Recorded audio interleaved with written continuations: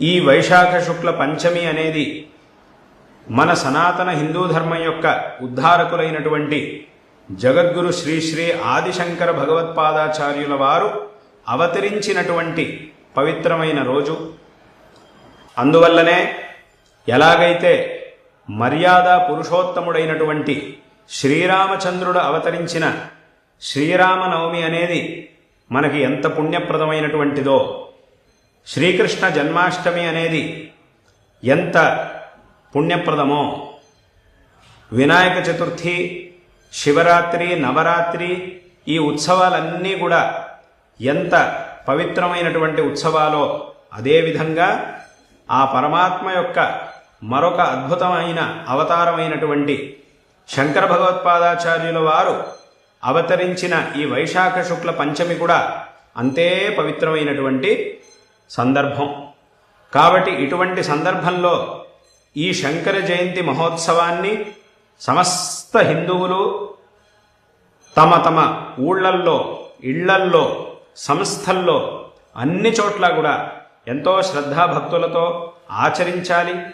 శంకర భగవత్పాదాచార్యుల వారు ఈ లోకం కోసం చేసినటువంటి ఉపదేశాలు, ఈ లోకాన్ని ఉద్ధరించడం కోసం, సమస్త జనులకు ఈ జీవితాన్ని సార్థకపరుచుకోవడం కోసం చూపించినటువంటి మార్గం ఏదైతే ఉందో, మన వేదములు, శాస్త్రములు, పురాణాలు, ఇతిహాసాలు సమస్త వైదిక వాంగ్మయాన్ని ఆధారంగా ప్రమాణంగా చేసుకొని అక్కడున్నటువంటి గొప్ప విషయాల యొక్క సారాంశమైనటువంటి ఆ అద్వైత తత్వాన్ని మరియు ఆ అద్వైత తత్వాన్ని సాక్షాత్కరించుకోవడానికి కావలసినటువంటి సాధనా పద్ధతుల్ని శంకరులు మనకు ఉపదేశం చేసి ఉన్నారు.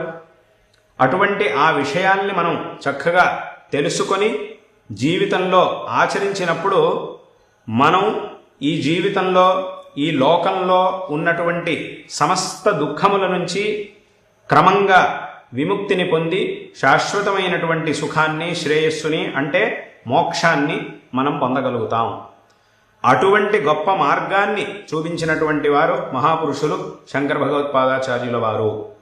శంకరాచార్యుల వారు ఎన్నో పనులను చేసి ఉన్నారు.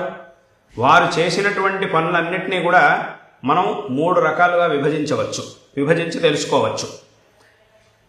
మొట్టమొదటి పని ఏమిటి అనంటే, శంకరులు అవతరించిందే ఈ లోకానికి జ్ఞానాన్ని ఇవ్వడం కోసం, అజ్ఞానాన్ని పోగొట్టి జ్ఞానాన్ని ఇవ్వడం కోసం.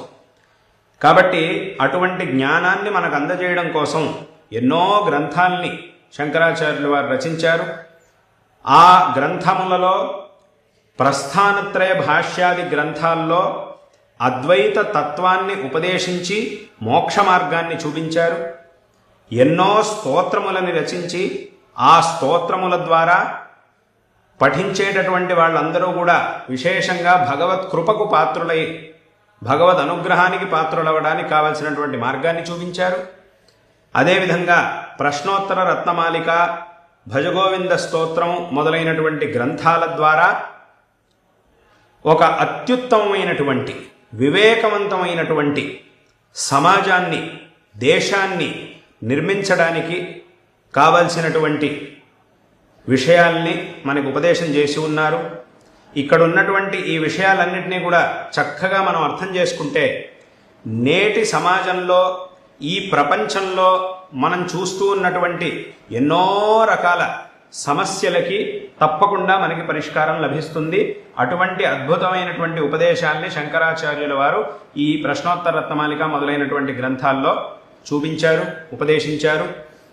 అంతేకాదు ఈ జీవితాన్ని సార్థకపరుచుకొని ఇటు లౌకిక ప్రపంచంలోనూ మరియు ధార్మిక, ఆధ్యాత్మిక ప్రపంచంలోనూ 2 రకాలుగాను, లౌకికమైన జీవనంలోనూ ఆధ్యాత్మికమైనటువంటి జీవనంలోనూ రెండిటిలోనూ మనం సర్వోన్నతమైనటువంటి స్థానాన్ని పొందడానికి కావలసినటువంటి మార్గాల్ని, విషయాల్ని శంకరులు మనకి ఉపదేశించారు.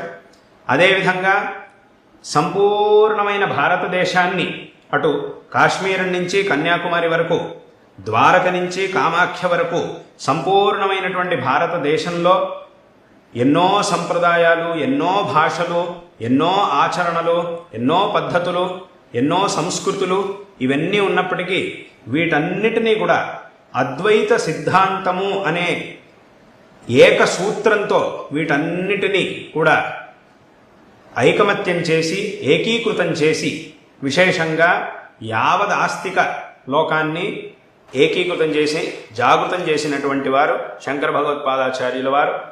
కాబట్టి శంకరాచార్యుల వారు చేసినటువంటి ఆ లోకానుగ్రహం ఏదైతే ఉందో దాన్ని మనం ఎప్పటికీ కూడా మర్చిపోకూడదు. శంకరులు ఈ దేశం మొత్తాన్ని ఏకీకృతం చేసి అందరికీ కూడా సరైనటువంటి మార్గాన్ని చూపించారు. అక్కడికి దేశాన్ని దృఢపరిచారు, ధర్మాన్ని దృఢపరిచారు, అన్నిటినీ కూడా దృఢపరిచి ఈ సమాజానికి సమస్త మానవాళికి అద్భుతమైనటువంటి అనుగ్రహం చేశారు. కాబట్టే శంకరాచార్యుల వారు ఎవరో కొంతమందికి మాత్రమే గురువులు కాదు, వారిని మనం జగద్గురువులు అని అంటాం. ఎందుకంటే వారు చేసినటువంటి కార్యం జగత్ కళ్యాణం కోసం, జగత్తులో ఉండే ప్రతి ఒక్కరి శ్రేయస్సు కోసం. కాబట్టే వారిని మనం జగద్గురువులు అని అన్వర్థంగా పిలుస్తాం. ఈ శబ్దం జగద్గురు అనేటటువంటి పదం ఏదైతే ఉందో ఇది శంకర భగవత్పాదాచార్యుల వారిలో ప్రయోగించబడినప్పుడు చాలా ఒక విశేషమైనటువంటి శక్తిని పొందుతుంది, ఒక విశేషమైనటువంటి అన్వర్థతని, సార్థకతని ఈ శబ్దం పొందుతూ ఉన్నది. కాబట్టి శంకరుడు చేసినటువంటి మొట్టమొదటి కార్యం ఈ గ్రంథముల రచన. అదేవిధంగా రెండో కార్యం సమస్త భారతదేశంలో సంచరించుట. సమస్త భారతదేశంలో ఎన్నో చోట్లకు వెళ్ళి సంచరించి అందరినీ కూడా జాగృతం చేసి సరైనటువంటి మార్గాన్ని ఉపదేశించారు. ఎన్నో క్షేత్రముల్ని ఉద్ధరించారు. ఎన్నో క్షేత్రముల్లో అప్పటి కాలంలో ఉన్నటువంటి తామసికమైన ఆచారాలు, తామసికమైనటువంటి దురాచారాలు వీటన్నిటినీ కూడా నిలిపివేసి నిలువరించి సరైనటువంటి సాత్వికమైన పద్ధతులు, ఎన్నో చోట్ల జంతు బలులు ఇవన్నీ కూడా జరుగుతూ ఉంటే వాటన్నిటిని కూడా ఆపించి సాత్వికమైనటువంటి పూజా పద్ధతుల్ని ప్రవేశపెట్టారు. ఇవాళకి కూడా ఆ పూజా పద్ధతుల్ని మనం ఆయా క్షేత్రాల్లో చూస్తూ ఉన్నాం. కాబట్టి తమ యొక్క విజయయాత్ర, దిగ్విజయయాత్ర కాలంలో ఈ పనులన్నింటినీ కూడా శంకరులు చేసి ఉన్నారు. కాబట్టి ఇది రెండో కార్యం. మూడవ కార్యం ఏమిటి అనంటే, మొదటి కార్యం ద్వారా జనులకి జ్ఞానాన్ని అందించారు. రెండో కార్యం ద్వారా ఆ జ్ఞానాన్ని అందరికీ అందించడం కోసం యావత్ ఒకే చోట ఉండకుండా అందరి చోట్లకి వెళ్ళి, అందరికీ జనాలు ఉన్న చోటుకే వెళ్ళి వాళ్ళకు అందించడం కోసం దిగ్విజయ యాత్రలను చేశారు. అదేవిధంగా ఈ కార్యం ఎప్పుడూ కూడా జరుగుతూ ఉండాలి అనేటటువంటి ఉద్దేశంతో మన భారతదేశం యొక్క 4 దిక్కుల్లో 4 ఆమ్నాయ పీఠాలని స్థాపించారు. ఇదే మూడవ కార్యం. పురి, శృంగేరి, ద్వారకా, బదరి ఈ 4 క్షేత్రాల్లోనూ 4 ఆమ్నాయ పీఠాలను స్థాపించి ఒక అద్భుతమైనటువంటి వ్యవస్థను ఏర్పరిచి ఆ పీఠములలో తమ ముఖ్యులైనటువంటి 4 శిష్యుల్ని కూడా పీఠాధిపతులుగా నియమించి వారు ఆచరించవలసినటువంటి నియమాలని, ఈ పీఠముల యొక్క గొప్పతనాన్ని వీటన్నిటినీ కూడా స్వయంగా శంకరాచార్యుల వారే మఠామ్నాయ మహానుశాసనము అనేటటువంటి గ్రంథాన్ని రచించడం ద్వారా ఆ విషయాలన్నింటినీ కూడా తెలియజేసి ఒక అద్భుతమైనటువంటి వ్యవస్థను చేశారు.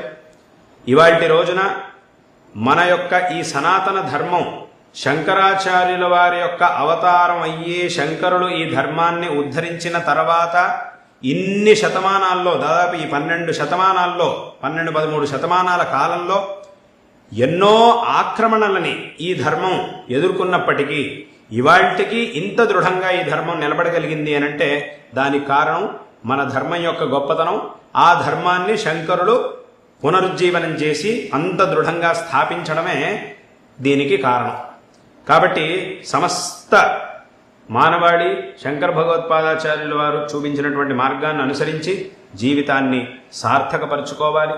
శంకరాచార్యుల వారు మన యొక్క భారతదేశంలో కేరళలో కాలటి అనేటటువంటి అగ్రహారంలో ఆర్యాంబ శివగురు అనే పుణ్య దంపతులకి పుత్రులుగా జన్మించి చిన్న వయస్సులోనే ధర్మ సంరక్షణ, ఉత్తమమైనటువంటి దేశము మరియు సమాజం యొక్క నిర్మాణమే లక్ష్యంగా అన్నిటినీ త్యజించి ఈ కార్యం కోసమే తమ 8వ వయస్సులోనే ఇంటి నుంచి అన్నీ త్యాగం చేసి వెళ్ళి ఈ పనులన్నింటినీ కూడా అద్భుతంగా చేసి తమ 32వ వయస్సులో అత్యంత పవిత్రమైనటువంటి కేదారనాథ క్షేత్రంలో తమ అవతారాన్ని సమాప్తి చేశారు.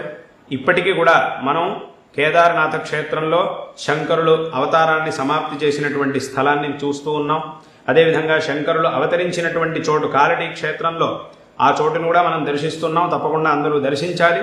అదేవిధంగా శంకరులు అవతారం సమాప్తి చేసినటువంటి కేదారనాథ క్షేత్రాన్ని కూడా అందరూ దర్శించి శంకరులు చూపించినటువంటి మార్గాన్ని అనుసరించి జీవితాన్ని సార్థకపరుచుకోవాలి అనేటటువంటి విషయాన్ని ఈ పవిత్రమైనటువంటి శంకర జయంతి మహోత్సవ సందర్భంలో అందరికీ కూడా తెలియజేస్తూ ఉన్నాం.